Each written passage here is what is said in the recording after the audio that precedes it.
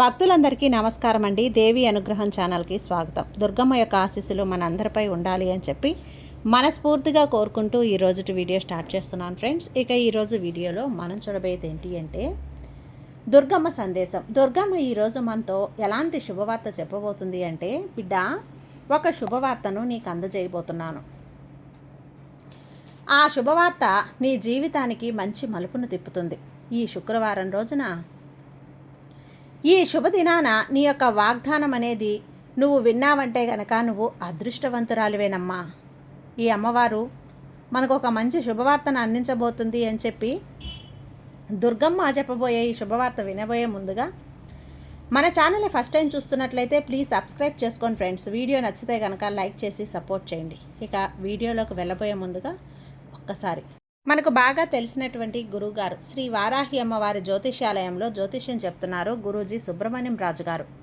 Contact number 9989794560.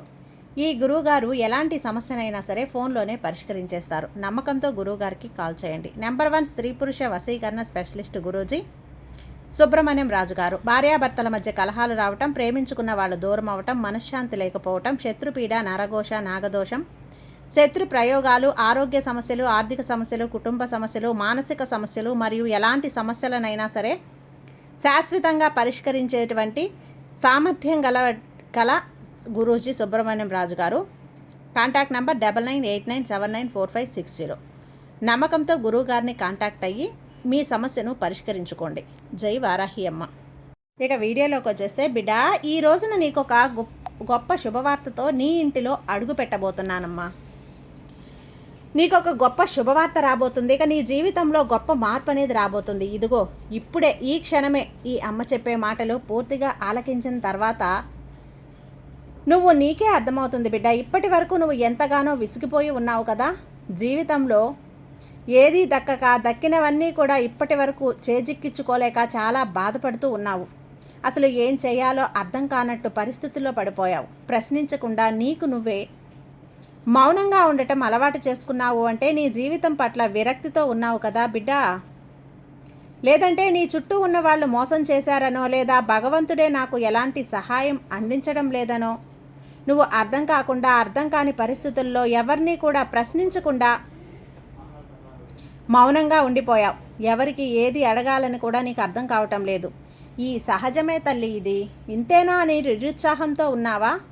ప్రతి ఒక్కరూ కూడా ఒక్కొక్కటి నీకు అన్నీ ప్రతికూలంగానే మిగిల్చాయి. కాబట్టి నీ అనుకూలమైనటువంటి సంఘటనలు కానీ, అనుకూలమైనంగా జరిగేటువంటి రోజులు కానీ నీకంటూ లేవని చాలా బాధగా ఉంది.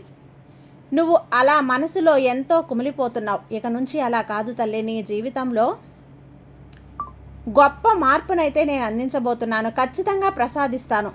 ఇన్ని రోజులు కూడా మరి ఏం చేస్తున్నావమ్మా? నన్ను నువ్వు అందుకోవా? నా జీవితం బాగా ఉండాలని చెప్పి నువ్వు ఆంక్షించవా అని నేను అందరినీ, నా భక్తులందరి జీవితాలని చూస్తాను. ఒక్కొక్కరిని కూడా జీవితంలో ఒక్కొక్క కర్మఫలాలు ఉంటాయి కదా. ఆ కర్మఫలాలు పూర్తి కానిదే భగవంతుడు కూడా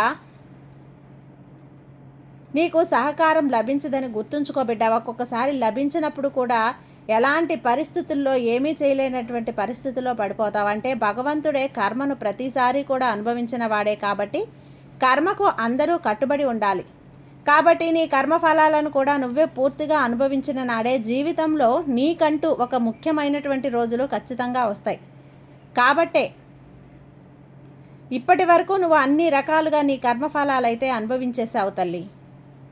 ఇప్పటి వరకు జీవితంలో ఎన్నో కష్ట నష్టాలు చూసావు, అలాగే ఎన్నో ఎదుర్కొన్నావు. ఇప్పటి వరకు నీకు అసలు ఎలాంటి ఆనందం కానీ, సంతోషం కానీ, నీ కుటుంబం సభ్యులతో కనీసం ఒక సంతోషంగా గడిపే సమయం కూడా నీకు దక్కలేదని బాధపడుతున్నావు.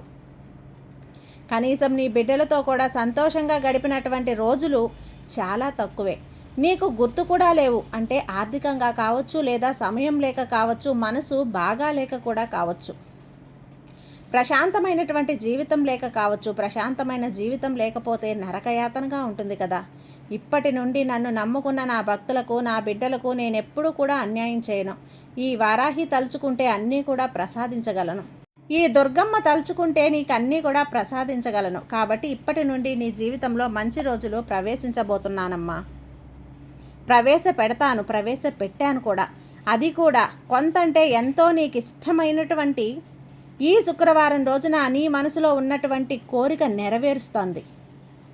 ఈ శుభ శుక్రవారాన నీ జీవితంలో గొప్ప మార్పే వస్తుంది. స్వయాన ఈ దుర్గమ్మ తల్లే నీ ఇంటికి రాబోతున్నాను. రావడమే కాదు, నీ చేతుల్లో నువ్వు చేసినటువంటి ప్రసాదాన్ని కూడా నేను స్వీకరించబోతున్నాను. నీ యొక్క ఆత్మను నేను పరిశీలిస్తాను తల్లి.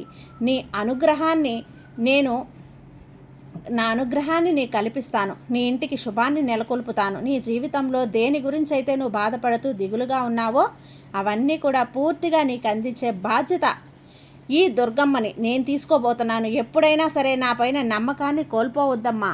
నేను చెప్పే మాటను కానీ వాగ్దానాన్ని కానీ నువ్వు ఖచ్చితంగా ఆ మార్గాన్ని అనుసరించు. నీకు అన్నీ కూడా విజయాలే కలుగుతాయి. ఏది కూడా కోల్పోవు. నేను చెప్పే వాగ్దానాలు మాటలు అన్నీ నీకు విజయమే కాదమ్మా. ఏది కూడా అసత్యం కాదు. నీకు అలాగే నీ కుటుంబానికి ఏమేమి దక్కాలో అవన్నీ కూడా నీకు దక్కేలా చేస్తాను. అలాగే నిన్ను ఎవరైతే బాధకు గురి చేశారో వారి ఆటలను కూడా కట్టిపెడతాను. చూడు, నువ్వు జీవితంలో పొందాలంటే సంతోషాన్ని నువ్వు పొందగలలాగా నేను అనుగ్రహిస్తాను. నీ జీవితం ఈ విధంగా ఉంటుంది. నా జీవితం అని ఆశ్చర్యపడేలా నీ జీవితాన్ని మలుస్తాను. నువ్వు అనుకున్న ఏ క్షణంలో, ఏ సమయంలో, ఏ రోజు కానీ ఖచ్చితంగా నీకైతే అదృష్టం దక్కేలా ఈ తల్లి ప్రసాదించబోతున్నాను. మర్చిపోవద్దమ్మా. నువ్వు అనుకోని విధంగా నీ జీవితం ఉంటుంది. నీ మనసులో అపనమ్మకాన్ని నువ్వు వదిలేసి అనుమానాన్ని పెంచుకోవద్దు. ఎందుకంటే ఎవరికైనా కానీ ఎప్పుడైనా కానీ ఏ సమయంలోనైనా కానీ ఏదైతే కోరుకుంటారో అది ఖచ్చితంగా జరగాలని ఏమీ ఉండదు కదా. అలా జరగకూడదని కూడా ఏమీ ఉండదు. కాబట్టి వాళ్ళు చేసుకున్నటువంటి పాప పుణ్యాల ఫలంగా కర్మానుసారంగా కొన్ని ఏదైతే పొందాలని రాసిపెట్టి ఉంటారో అది తప్పకుండా పొందుతారు. కానీ వారికి దక్కనిది వారు ఎంత కోరుకున్నా ఎదురు చూసినవి కొన్ని సమయాలలో వారికి అసలు ఏమాత్రం కూడా వాళ్ళు పొందేటువంటి అర్హతను భగవంతుడు ఇవ్వడు. కావున ఇప్పుడు నీకు మంచి అర్హత నువ్వు పొందబోతున్నావు. అది కేవలం ఇప్పుడు నీకు ఒక మంచి నువ్వు చేసుకున్నటువంటి పుణ్యం వల్లే. ఆ పుణ్యం అనేది నీకు నీ కుటుంబానికి ఆశీర్వాదంగా మారింది. నువ్వు చేసేటువంటి పుణ్యమే ఇప్పుడు నీ కర్మఫలం తొలగించి నీ జీవితంలో గొప్ప మార్పు అనేది రాబోతుంది బిడ్డ. నిజం చెప్పాలంటే నువ్వు ఎవరిని కూడా బాధ పెట్టే మనస్తత్వం లేదు. అందరితోనూ సమానంగా ఉంటావు. సఖ్యతగా ప్రేమానురాగాలతో పలకరిస్తూ అందరూ బాగుండాలి అనే ఒక మంచి ఉద్దేశంతో ఉంటావు. సఖ్యత ప్రేమానురాగాలతో నువ్వు కోరుకునే రకానివే కానీ, మంచిగా ఉండాలని ఆశించే రకానివే కానీ నువ్వు ఎవరికీ కూడా ఆపద తలపెట్టాలని అనుకోవు బిడ్డ. నీలాంటి మంచి వ్యక్తులను అంతా కూడా మంచే జరుగుతుంది. కాకపోతే నువ్వు చేసినటువంటి పూర్వజన్మ కర్మఫలాల వలన కొన్ని కష్టాలనైతే నువ్వు చవి చూసావు. కానీ ఈ జన్మలో మాత్రం నీకు తెలిసి కానీ తెలియక కానీ ఎవరిని కూడా ఎప్పుడూ కూడా బాధ పెట్టిందే లేదు. ప్రతి ఒక్కరితో నువ్వు సఖ్యతగా ఉన్నావు, అనుకూలంగా ఉంటావు. అందుకే ఈ దుర్గమ్మ అనుగ్రహం నీకు పరిపూర్ణంగా ఉంటుంది. అందులోనూ ఈ తల్లి నీకు భక్తునిగా అవకాశం ఇచ్చాను కాబట్టి నీకు ఏదైనా కష్టం వస్తే ఈ దుర్గమ్మ తల్లి నేను చూసుకుంటానమ్మా, నువ్వు ధైర్యంగా ఉండు, పరుగున నువ్వు నా చెంతకు రాస్తావు తల్లి. ప్రతి క్షణం నిన్ను నేను కాపాడుకుంటూ ఉంటాను. నువ్వు నన్ను అడిగేటువంటి ప్రతి కోరిక నేను నెరవేర్చడం కాస్త ఆలస్యమైనా సరే జరిగే తీరుతుంది. కాకపోతే కాస్త నువ్వు ఓపిక అనేది అలవర్చుకోవాలి. అలాగే దేనివల్ల అయినా సరే ఎదురు చూసేటువంటి కష్ట నష్టాలన్నీ కూడా తెలుసుకోవాల్సిన కొన్నిసార్లు అలా కూడా నిన్ను పరీక్షకి గురిపెడుతూ ఉంటాయి. ఇప్పటి వరకు నువ్వు అన్ని పరీక్షల్లో నెగ్గావు తల్లి. నిజంగా నీ ఓర్పు సహనాన్ని నేను కూడా చాలా సంతోషించాను, ఆశ్చర్యపోయాను. నా దారిలో ఎవరైతే నడుస్తారో, ఈ దుర్గమ్మ చెప్పే మాటలు ఎవరైతే వింటారో వారికి అన్ని విధాలుగా కూడా నేను ఈ తల్లి తరపున సహాయం అందుతుంది. చూడమ్మా, తప్పకుండా ఈ శుక్రవారం రోజు నీ జీవితంలో గొప్ప మార్పు వస్తుంది. ఈ రోజు నుంచి నీకు అంతా సంతోషంగా ఉంటుంది. ఈ తల్లి అనుగ్రహం వర్షంలా కురిపించబోతున్నాను. ఆనందంగా ఎదురు చూస్తూ ఉండు. ఖచ్చితంగా నువ్వు ఈ తల్లి చెప్పినటువంటి మాటలన్నీ అనుసరించావంటే నీ జీవితం బంగారుమయంగా మారుతుంది. ఇక ఎలాంటి అనుమానం పెట్టుకోకుండా నిశ్చింతగా ఉండు. ఈ దుర్గమ్మ తల్లి ఆశీర్వాదం నీకు పరిపూర్ణంగా ఉంటుంది బిడ్డ. రేపటి నుంచి సరిగ్గా 3 రోజుల్లో నీ కోరిక కూడా తీరుతుంది. నీ మనసులో ఉన్న కోరిక నెరవేరి సంతోషంగా ఉంటావు. నిశ్చింతగా ఉండు, అంతా మంచే జరుగుతుంది.